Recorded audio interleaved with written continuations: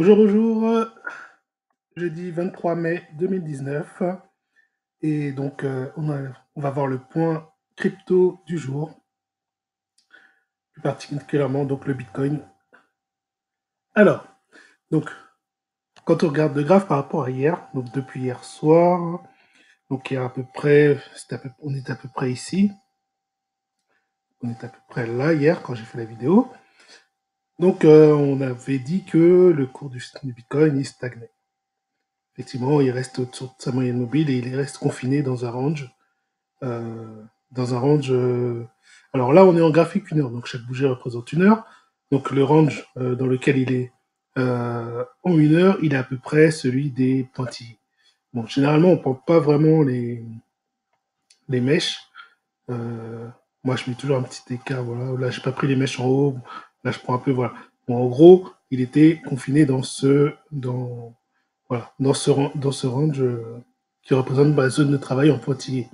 Bon, la- les, les barres jaunes, donc les droites, ici le canal jaune, ils représentent donc le range daily. Je vous le rappelle, donc c'est le range en daily. Donc c'est en journalier. Ça veut dire que chaque bougie ici représente une journée.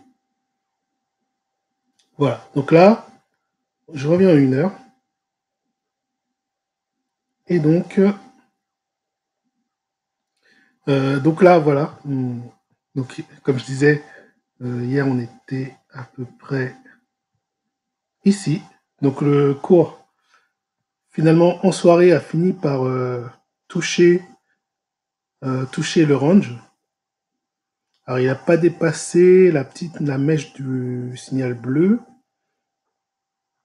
mais il avait commencé déjà à, à percer un peu ma zone de travail.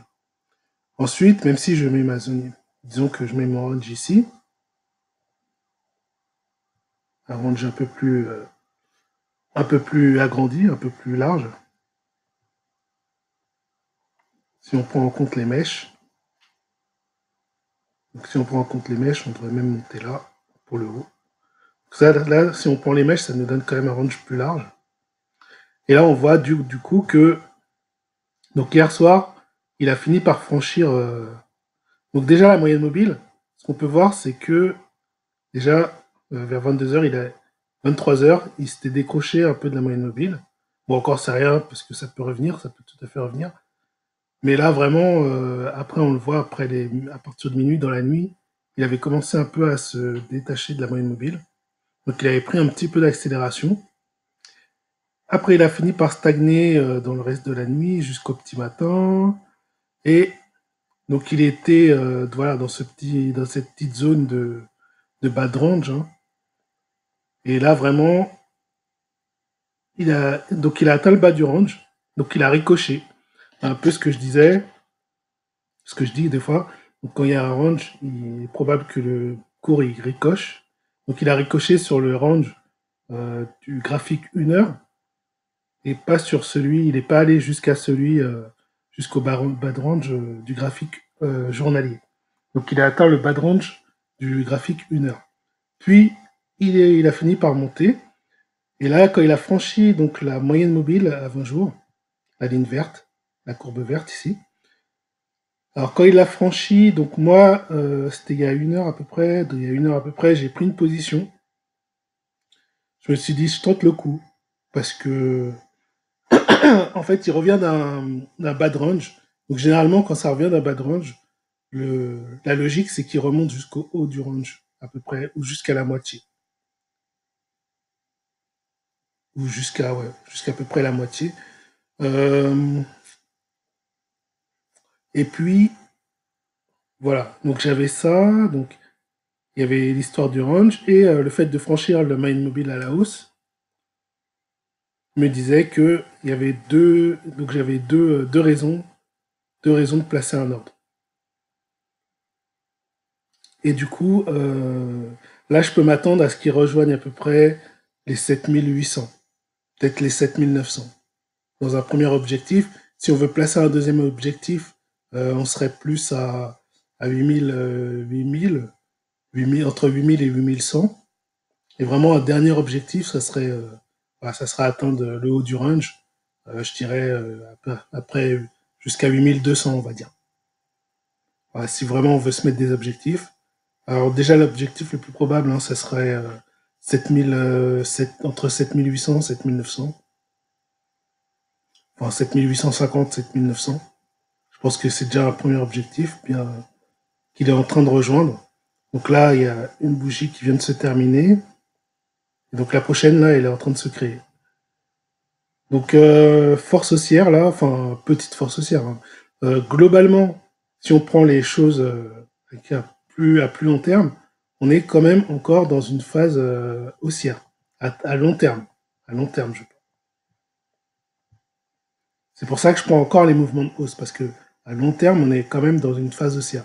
Mais là, en hebdomadaire, on voit bien que cette petite bougie-là, orange, qui est celle de cette semaine, ne remet pas en cause, pour l'instant, le sens du, euh, du Bitcoin. Simplement, on peut se dire que là, il est embuté et qu'il va certainement donc se consolider un petit moment avant de repartir à la hausse. Ou peut-être qu'il va partir à la baisse. En tout cas, il va pas. Il est très probable qu'il marque une période de consolidation. Pour l'instant, même en daily, on remet pas le scénario, on remet pas la tendance haussière en cause. Et on est encore en tendance haussière en daily. Voilà, donc là, franchissement de la moyenne mobile plus un ricochet donc sur le bas du range. Donc pour l'instant, il y avait une position d'achat à prendre. Voilà, comme j'ai dit, jusqu'au 7850, 7900, si on veut être vraiment très prudent, 7800. Bien qu'on est déjà proche des on a déjà même atteint les 7829. Donc oui, plutôt 7050, 7900. Voilà, on peut laisser porter jusque-là pour un premier objectif. Et après, si on est vraiment joueur, on peut aller jusqu'à 8000 et puis 8300. Mais bon, je ne conseillerais pas trop encore d'aller jusqu'au haut de range. À la limite, peut-être les 8100, 8200. Mais 7900, oui, là, je pense que ça va y aller. Autre chose, donc on va juste regarder peut-être l'Ethereum. Regarder ce qui se passe. Donc l'Ethereum, pareil, hein, il vient de franchir. Donc là, il est encore dans une... Ouais. Il vient de franchir et en plus... ah oui, c'est vrai, il y avait ça aussi. C'est que tout à l'heure, en fait, j'ai déplacé ma zone de range, ma zone de travail, mais tout à l'heure, ma zone de travail était là. Et oui, c'était la troisième chose qui me disait que je pouvais prendre le signal, c'est que avec ce tracé de zone de travail, je franchissais aussi, donc je re-rentrais dans la zone de travail. La zone de travail rétrécie. Je re-rentrais dedans, donc ça me faisait trois, trois points d'appui pour me dire que là, j'étais sur un bon signal d'achat. Voilà. Donc je reviens sur le TH. ROM, USD. Donc pareil, hein, il vient de franchir la moyenne mobile, il part à la hausse. Objectif probable, les 240, 250, 200, entre 240, 200, même pas. Ouais, 250, on va dire. En gros, je dirais la louche comme ça, 250. Après, un objectif plus haut, ça serait 253. Et un objectif moins probable, mais bon, qui est un objectif, je dirais 260. Alors après, on peut regarder les hausses.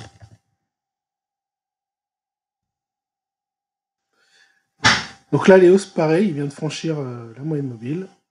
Il part vers la haute, en hausse. Il me reste moins de 45 secondes. Donc, entre-temps, donc là, on voit que Léos est en train de vouloir évoluer. Alors, donc, je pense que Léos voilà, est aussi capable de monter. En plus, des fois, il a des mouvements assez rapides. Donc, voilà, on pourrait viser en premier les 6000, les 6,10 €. Et voilà. Et après, peut-être les 6,3 €. Alors, ensuite, on va passer à LTC USD. Même chose pour LTC USD, franchissement, donc on pourrait atteindre les 90,63. Et voilà. Allez, c'est la fin de cette vidéo. Merci de m'avoir écouté. À demain. J'espère que ça. Je vous souhaite de bons